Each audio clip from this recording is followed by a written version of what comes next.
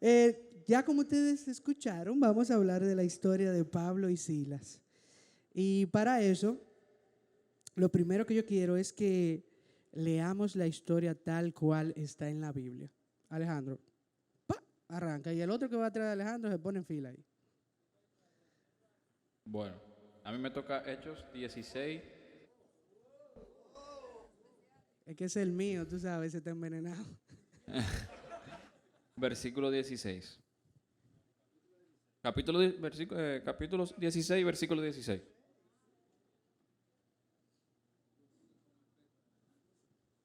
Y dice, sucedió una vez cuando íbamos al lugar de oración que encontrábamos a una muchacha poseída por un espíritu de adivinación. Era una esclava de adivino.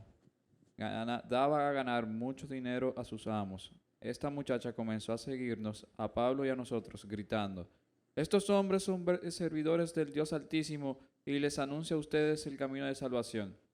Esto hizo durante muchos días, hasta que Pablo, ya molesto, terminó por volverse y decirle al espíritu que le poseía, en el nombre de Jesucristo te ordeno que salgas de ella. En aquel mismo momento el espíritu la dejó. Pero cuando los amos de la muchacha vieron que ya no tenía más esperanza de ganar dinero por medio de ella, agarraron a Pablo y a Silas y los llevaron ante las autoridades a la plaza principal. Los presentadores a los jueces diciendo, estos judíos están alborotando nuestra ciudad y enseñan costumbres que nosotros no podemos admitir ni practicar, porque somos romanos. Entonces la gente se levantó contra ellos y los jueces ordenaron que les quitaran la ropa y los azotaran con barras. Después de haberlos azotado muchos, los metieron a la cárcel y ordenaron al carcelero que los vigilara con el mayor cuidado. Está como alto, ¿eh? Sí. El carcelero lo puso en la parte más escondida de la prisión y le sujetó los pies con unas piezas de madera grandes y pesadas. Cerca de la medianoche, Pablo y Silas oraban y cantaban alabanzas a Dios, mientras los otros prisioneros escuchaban. De repente, un fuerte temblor sacudió con violencia las paredes y los cimientos de la cárcel. En ese mismo instante, todas las puertas de la cárcel se abrieron y las cadenas de los prisioneros se soltaron. Cuando el carcelero despertó y vio las puertas abiertas, pensó que los prisioneros se habían escapado. Sacó entonces su espada para matarse, pero Pablo gritó, no te mates, todos estamos aquí. El carcelero pidió que le trajeran una lámpara y entró corriendo en la cárcel. Cuando llegó junto a Pablo y a Silas, se arrodilló temblando de miedo. Luego sacó de la cárcel a los dos y les preguntó, señores, ¿qué tengo que hacer para salvarme? Ellos les respondieron, cree en el Señor Jesús y tú y tu familia se salvarán. Pablo y Silas compartieron el mensaje del Señor con el carcelero y con todos los que estaban en su casa.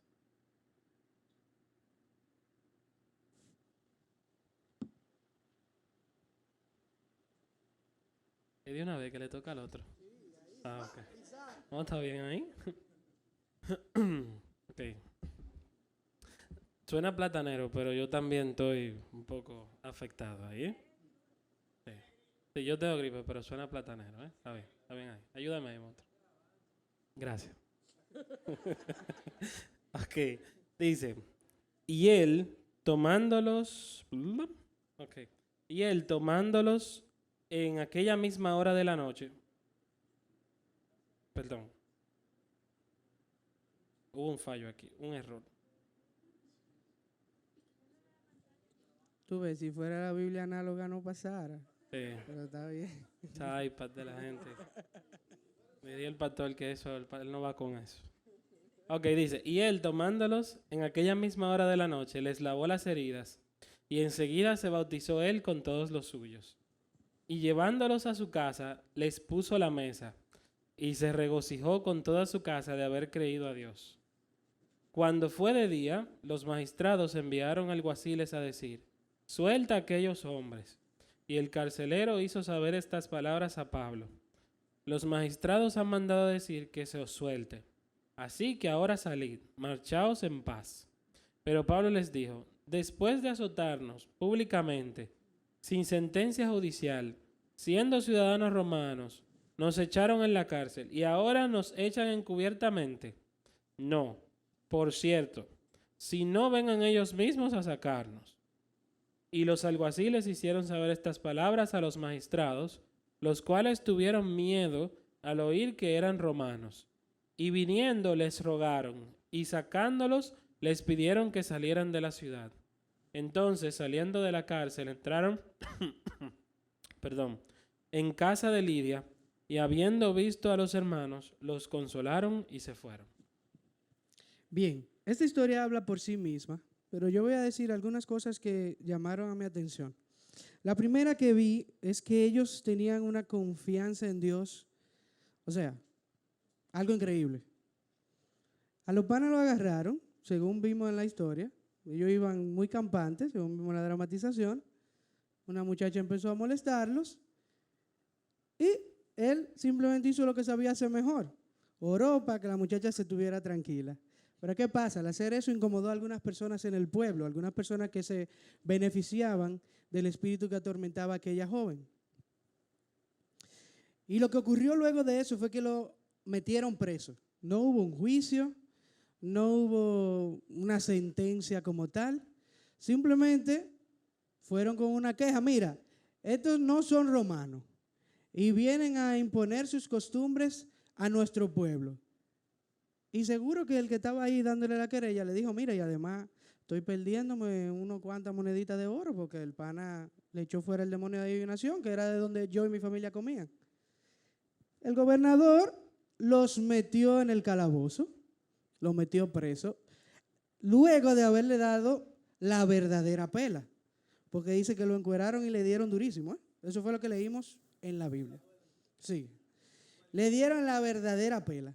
Y lo metieron en una cárcel, pero no en una cárcel cualquiera, sino que la persona que los mandó a encarcelar pidió que luego de encarcelarlos no solamente lo dejaran en el calabozo, sino que ataran sus manos y sus pies. O sea, supongo que sería como una cárcel de máxima seguridad de los tiempos actuales. Sin embargo, lo que llama a mi atención es que en ningún momento de la historia estos dos varones se ven atemorizados. En ningún momento de la historia estos dos jóvenes se ven preocupados, ni siquiera angustiados, luego de recibir una pela y estar metidos en un calabozo. Yo no sé usted, pero yo después que me dieran la golpeada, ya no había que meterme preso, ya yo me iba para mi pueblo, tranquilo, después que me dieran la golpeada. Pero además de eso que me metan preso, yo estuviera dando gritos en el calabozo. ¡Ay, mami, mami! Ah, no, desde la pela estuviera llorando así. Sí. Pero ellos no hicieron esto. Todo lo contrario. Sí, mi amor, tú sabes que yo soy valiente, no sea así.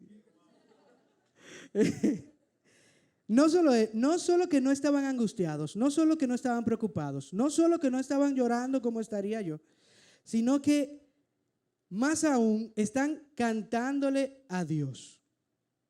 Y yo les pregunto a ustedes ahora, en un momento de dificultad en el que usted está en el hoyo de más para abajo, que la novia lo botó o que el novio la botó, porque eso se ve también, se dan casos.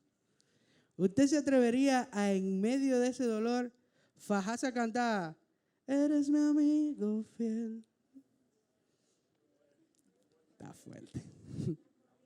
Está fuerte. Pero es lo que hicieron estos hombres. Y yo me imagino, me gusta mucho como lo cuenta Juan Carlos Alvarado, una vez que escuché esta historia contada por él. Y él dice que estos jóvenes cantaron una canción más o menos como esta. Aleluya, soy libre, libre, y nada me puede atar por la sangre de Cristo. Libre soy, dígalo conmigo, vamos a ver cómo suena.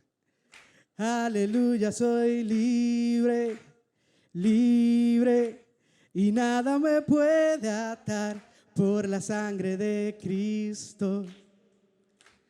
Libre soy, síganlo ustedes ahora. Ahí sí, ok. En medio de ese canto, Sigan cantando, ¿y qué? Ok, en medio de ese canto empieza el temblor. Y lo barrote y se abre la puerta, mi pum. El guardia que está, hey, pero síganlo ahí. Ahí sí me gusta. Ok. El guardia que está durmiendo se despierta en medio de la conmoción. Ok, vamos a parar. Lo que mi esposa dice que no se concentran en la historia entonces, pero es que se ve más heavy si lo están cantando, pero no hay problema. Entonces, los presos que están en los demás calabozos oyen la bulla y dice la historia que se sientan a escuchar lo que están cantando estos hombres. Cuenta la historia que se abren las puertas, se quitan los grilletes, no solo de Pablo y Silas, sino de la cárcel completa. Lo que quiere decir que yo le doy toda la razón al carcelero cuando quería matarse. Porque él dirá, dejé escapar a todos los presos que estaban aquí. Se escaparon bajo mi guardia. Y estaba dispuesto a hacerlo, porque sabrá Dios qué pena le esperaba a este hombre. Sin embargo, Pablo al ver la acción le dice, güey, espérate que estamos aquí. Estamos todos aquí, nadie se ha escapado. Y la verdad es que eso le trajo una gran paz y una gran tranquilidad a aquel hombre. Yo decía que cuando a nosotros nos ocurren situaciones quizás como esta que le ocurrieron a estos dos hombres, una de las primeras o de los primeros pensamientos que vienen a nuestra mente es, Dios no está pendiente de mí, ¿por qué me pasa esto? Yo soy cristiano, yo no hago nada malo, yo no robo, yo no mato, yo no le doy un plato de comida a cualquiera. Esos son los primeros pensamientos que vienen a la mente de uno. Y no fue así con estos hombres, y creo que ahí está una de las principales claves de por qué la adoración, la alabanza es tan poderosa cuando se utiliza de la manera correcta. No debemos preguntarnos por qué, no debemos preguntarnos el por qué Dios hace las cosas, simplemente debemos aceptarlo, porque si Él lo hace, seguro que lo que pudiéramos hacer nosotros mismos sin estar con Dios hubiera sido peor. Lo segundo que me llama poderosamente la atención en esta historia es que ellos convierten esa situación tan difícil en una oportunidad para que lo sepan todo o para dejar saber su fe de todos. Vemos que estos cantos que ellos hicieron o que ellos cantaron, valga la redundancia, no fueron en sus mentes, no fueron bajitos, así como que solamente ellos pudieran escuchar. Cuenta la historia que fueron a alta voz, tan alto que los demás presos, y acuérdense que ellos estaban en un calabozo especial al fondo, y los demás presos podían escuchar los cantos que ellos tenían. O sea que no les daba vergüenza en lo que ellos creían. Y escuchar aquello es algo increíble o es algo maravilloso, mejor dicho.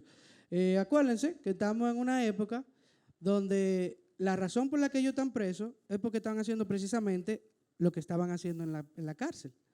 O sea, ellos los metieron presos porque estaban trayendo enseñanzas que no eran las que los romanos enseñaban en sus sitios de enseñanza. Sin embargo, ellos no tomaron eso como algo que los eliminara de hacer lo que Dios le había mandado hacer o que cambiara su caminar, sino que incluso en la prueba, incluso en la cárcel, cantaban estos cantos a Dios y Dios escuchó. La respuesta fue inmediata, la tierra tembló, se abrieron las puertas. Pero Pablo y Silas convirtieron esa oportunidad en la que yo vuelvo y digo, me pongo en esa historia, yo estoy llorando, se abre la puerta, lo que voy a hacer es mandarme. Pero ellos se quedaron y convirtieron eso en una oportunidad para predicarle a aquel carcelero. Y como resultado de esto vemos que no solamente el carcelero, sino que toda su familia fue salva. Otra cosa que me llama la atención de esta historia es que debemos conocer nuestro valor. Ellos sabían quiénes eran y ellos conocían lo que valían. Y me impacta mucho ver cómo ya pasó eso. Ya se abrieron la puerta, que era algo sumamente guay. Se abrió la puerta y no me mandé. Pero entonces, no obstante eso, me mandan un mensaje del gobernador diciéndome que soy libre, que me puedo ir. Y yo digo que no me voy a ir porque a mí me dieron una golpeada en público, me metieron preso en público, que escondido yo no me voy a ir. Que el gobernador tiene que venir y liberarme él mismo. Lo dice la Biblia. Y yo veo en eso como un valor o un conocimiento de lo que ellos valían tan grande que no se opacaban o no se achicopalaban, como dicen los mexicanos, por la situación en vibrador, ¿verdad? Por la situación, sino que ellos sabían en quién confiaban, en quién creían, sabían el valor que había puesto Dios en ellos y no se iban a ir a escondidas con la cabeza abajo, sino que iban a salir con la frente en alto, viendo que el mismo gobernador vino a la cárcel y pidió disculpas.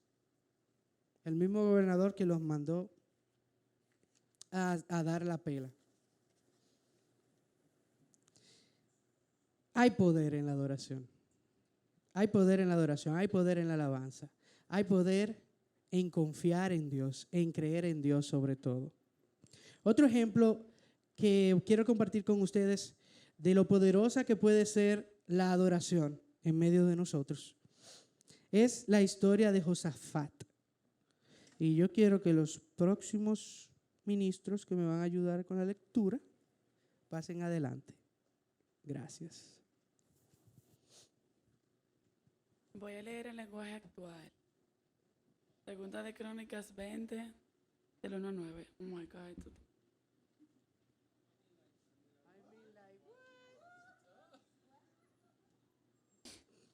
Dice, después de esto, los moabitas, los amonitas y parte de los meunitas se unieron para atacar a Josafat.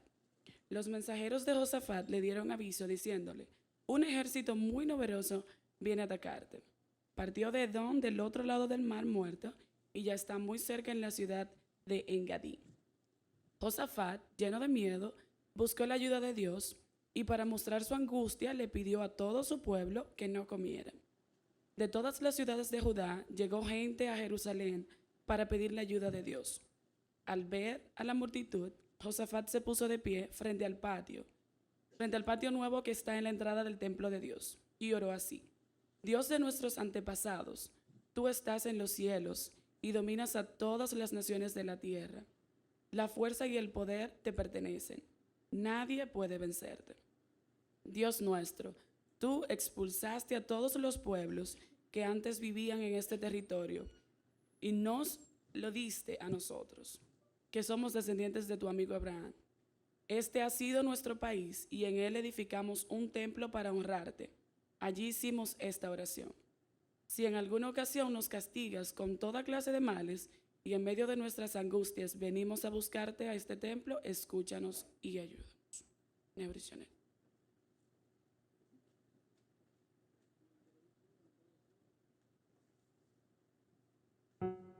Esa es la que me queda alto. Versículo. Desde el versículo 10 hasta el 17. Dice así.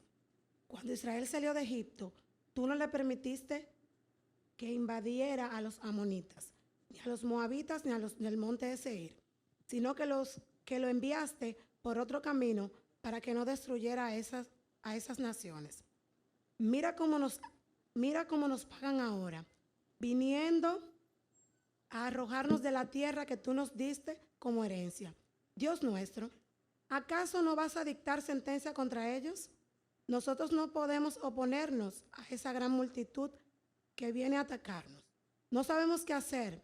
En ti hemos puesto nuestra esperanza. Todos los hombres de Judá estaban de pie delante del Señor, junto a sus mujeres y sus hijos, aún los más pequeños. Entonces el Espíritu del Señor vino sobre Jaziel, hijo de Zacarías, y descendiente de la línea de Benaías, y Jehiel, y Manatías. Este último era levita de los hijos de Asaf, que se encontraba en la asamblea, y dijo Jaziel: escuchen, habitantes de Judá y de Jerusalén, y escuchen también su majestad. Así dice el Señor: no tengan miedo ni se acobarden cuando vean ese gran ejército, porque la batalla no es de ustedes, sino mía. Mañana, cuando ellos suban a la cuesta de Cis, ustedes saldrán contra ellos y los encontrarán junto al arroyo, frente al desierto de Jeruel. Ustedes no tendrán que intervenir en esta batalla. Simplemente quédense quietos en sus puestos para que vean la salvación que el Señor les dará. Habitantes de Judá y de Jerusalén, no tengan miedo ni se acobarden. Salgan mañana contra ellos, porque yo, el Señor, estaré con ustedes.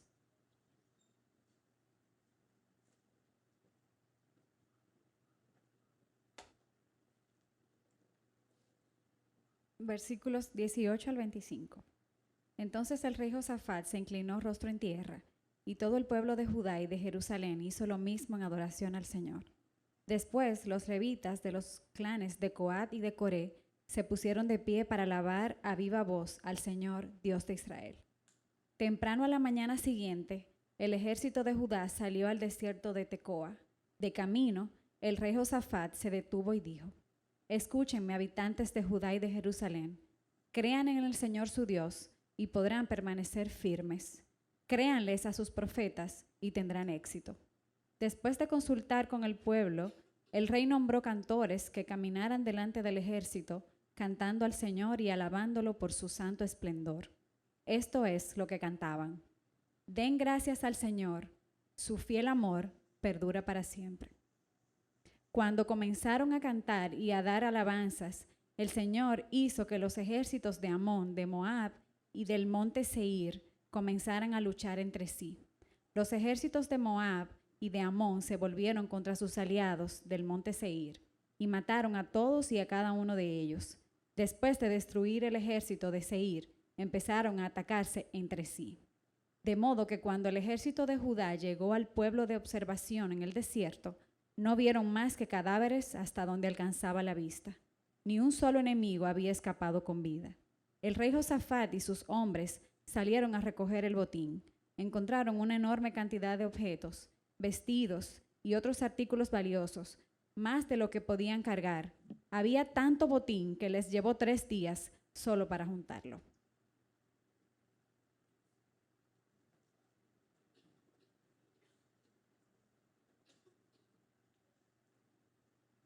Yo voy a leer los versículos del 26 al 30. Y el cuarto día se juntaron en el valle de Beracá, porque allí bendijeron a Jehová, y por esto llamaron al nombre de aquel paraje el valle de Baracá.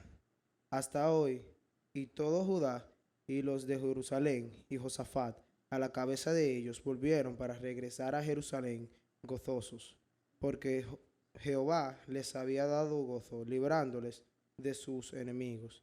Y vinieron a Jerusalén con salterios, arpas y trompetas a la casa de Jehová. Y el pavor de Dios cayó sobre todos los reinos de aquella tierra, cuando oyeron que Jehová había peleado contra los enemigos de Israel. El reino de Josafat tuvo paz, porque su Dios le dio paz por todas las partes. Gloria a Dios. Aquí en esta historia vemos otra vertiente del poder de la alabanza y de la adoración en medio del pueblo de Dios. Les voy a explicar un poquito de lo que está ocurriendo en este momento. Lo que está ocurriendo en este momento es que el pueblo de lo bueno, que es el de Josafat, ¿verdad?, está aquí y rodeado en todo lo que se podía ver, para acá, para todos lados, había un pueblo enemigo marchando con un ejército. Entonces estamos viendo un pueblo con un ejército, porque tenían su ejército, ¿verdad? Contra 3 realmente. Es una situación difícil. Me pongo en los zapatos de ese rey y digo, bueno, aquí sí no embromamos ya. Porque yo puedo ganarle quizá a los moabitas, pero cuando vengan los otros 2, ya voy a tener mucha pérdida de soldados. Me van a ver. Pensaría el rey. Pero no, miren qué interesante lo que piensa este hombre al instante de que recibe la noticia. No empieza a hacer llamado de que empiecen a pulir las espadas, de que empiecen a sacar los escudos, no dice que todos los muchachitos que puedan cargar una espada salgan a pelear con nosotros, no manda a buscar a los capitanes generales, a los más valientes, no. Él simplemente se retira y dice, no hay forma de solucionarlo, entonces déjame ir donde el más fuerte. ¡Pa! Y va y habla con Dios. Y dice, bueno, esta situación es tan difícil que no voy a ir solo yo delante de Dios, sino que voy a ir yo con todo mi pueblo. Y dice que todos en el pueblo, desde los más jóvenes hasta los más viejos, estaban en esa asamblea en la cual estaban ayunando. Importante. El ayuno es una forma de adorar a Dios. O sea, el ayuno no es pasar hambre, eso es ayuna. ¿Verdad? Ayuno es cuando usted está orando. Usted está pasando el hambre igualito, pero está orando. Bien, eso es una forma de alabar a Dios, porque alabar a Dios no es nada más que agradarlo. Y con eso estamos agradando a Dios. Bien, están en ayuno, buscando el rostro de Dios, y noten que la persona que Dios escoge de entre ese pueblo para dar el mensaje es un levita. Y los levitas, les voy a leer textualmente qué es un levita. Levitas, la tribu de Leví, cuyos integrantes son llamados levitas. Es una de las tribus que formaban parte del pueblo de Israel. Eran los descendientes de Leví, el tercer hijo de Jacob, a quien Dios le cambió el nombre a Israel. Pero déjenme decirle algo, los levitas, ustedes saben que cada una de esas 12 tribus tenían como algo lo que eran los más monstruos, ¿verdad? Lo que le correspondía a los levitas era encargarse de todo lo que tenía que ver o que tenían que hacer en el tabernáculo, en el templo. En un momento inicial eran los sacerdotes, hasta que entonces nombraron a los sacerdotes de la verdad, y entonces ellos pasaron a un segundo escalón donde solamente se encargaban de lo que tenía que ver el templo, que las sillas estuvieran bien, que hubiera alguien abriendo la puerta, que todo eso, ¿verdad?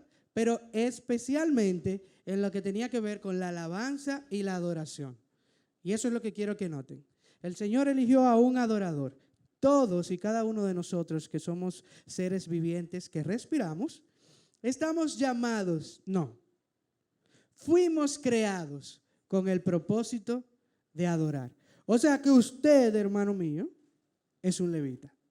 Dios escogió a un levita de en medio de este pueblo para que diera el mensaje de tranquilidad y de paz.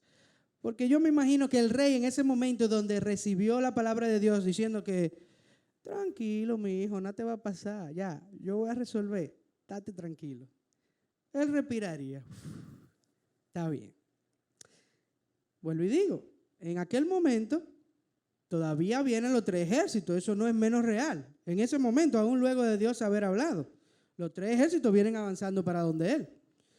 Supongo que aún confiando en Dios, el movimiento lógico era preparar a los guerreros más fuertes y hacer una línea de avanzada que fueran hasta el arroyo donde Dios le había dicho. Pero no, miren la estrategia que utilizó este hombre. Este hombre dice a su pueblo, bien, ya Dios resolvió. Él dijo que iba a meter mano ahí. O sea que yo no voy a sofocar. Lo que vamos a hacer es que los que toquen más heavy y los que canten más heavy se van adelante. Y van ahí cantando esto. ¡Pah! Y atrás vamos ahí al resto cantando también. Y así lo hicieron. Ni siquiera era un grito de guerra, porque yo pensaría en aquel momento que si yo fuera el que pusieran adelante, ahí el que elegía la canción y la cosa, yo hubiera cantado algo como el camino del Señor es perfecto, ¿verdad? La palabra del Señor es poder. Él es el arma y escudo de todos los que en Él confían. Bien, esa dice que persiguió a sus enemigos y los atravesé, los destruí, los volvió añicos. Esa es la moraleja de la canción, ¿verdad?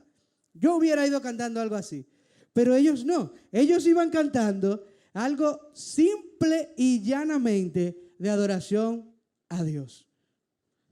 Y Cabri, tú fuiste que leíste esa porción. ¿Tú puedes leerme la frase que ellos estaban cantando en el momento de avanzar? Era algo como le damos gracias a Dios por su misericordia, su bondad, algo así. Pero vamos a ver qué es lo que dice. textualmente.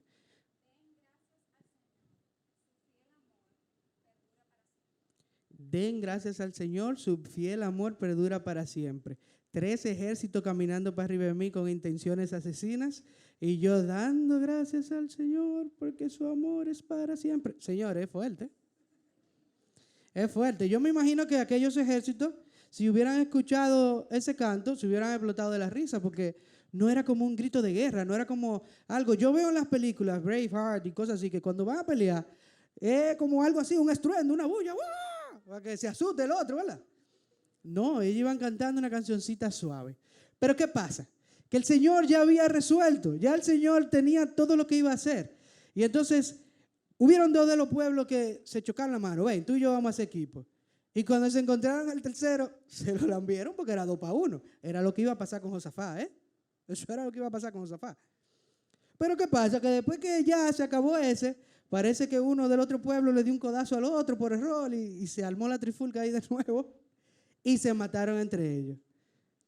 En ninguna guerra, ni en la película, ni en la que hemos vivido mundiales, yo he visto un empate donde los 2 bandos se maten entre ellos y que no quede ni uno vivo.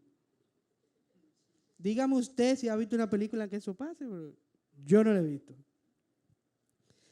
Y cuando llega este hombre ya, todo el mundo está, me imagino que adelante van con los panderos, la danzarina, tacatá. Cuando llegan, ¡pah!, un reguero de cadáveres. Ahí fue que se hizo la bulla grande. Y ahí yo me imagino que cambiaron el canto y hicieron algo más de fiesta, porque ya no iban a pelear.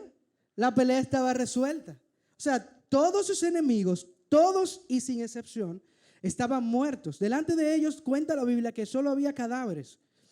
No solo eso, perdón.